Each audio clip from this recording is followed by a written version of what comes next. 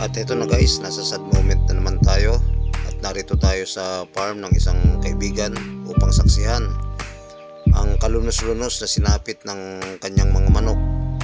At kung ating makikita ay walang awang pinagkakagat ang kanyang mga alagang manok. Ito guys, ano na to, naka-schedule na to for derby. Pero sa kasawiang palad, yung mga manok na for conditioning na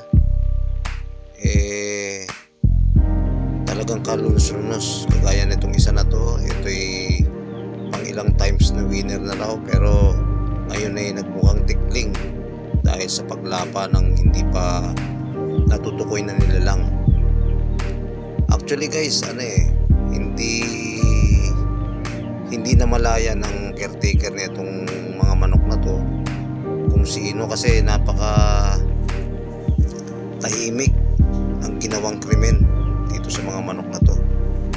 Kasi kung hayop to guys, maririnig to ng caretaker o kung hindi natin alam na kung yung caretaker nito nakainom, pahimbing ng tulog, kaya ang kanyang mga alagang manok hindi niya na malayang ginagawa na pala ng hindi kanais-nais. At yan guys, talagang kalunos-lunos ang sinapit ng mga panabong na manok na to. At ito talagang sila,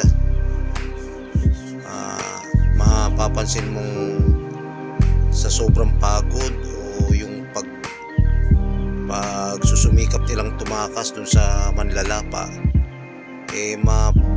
makikita mo sa sitwasyon nila ngayon, yan nagsusumiksik dun sa sa sobrang takot.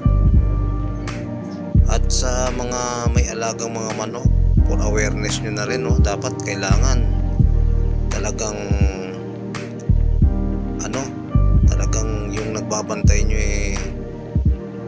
talagang nagbabantay, hindi yung siya yung binabantayan. And guys, at huwag maglalasing. Siguro nakainom yung bantay na to, at syempre hindi rin naman naamin na siya ay nakainom dahil malaking perwisyo itong nangyari sa kanyang inaalagaang manok. At sa may mga alagang hayop, kung hayop man o aso yung gumawa nito, dapat maging responsable kayo sa inaalagaan yung hayop para hindi makaperwisyo ng hayop ng iba. Yan guys, wala, nanigas na. At siguro yung sa ibang medyo buhay pa, malamang sa malamang tinola o adobo ang mangyayari sa mga to para mapakinabangan pa. At hanggang dito na naman guys. Salamat sa panonood nyo sa aking malungkot na vlog. Huwag nyo rin kalimutan paki-subscribe ang aking YouTube channel.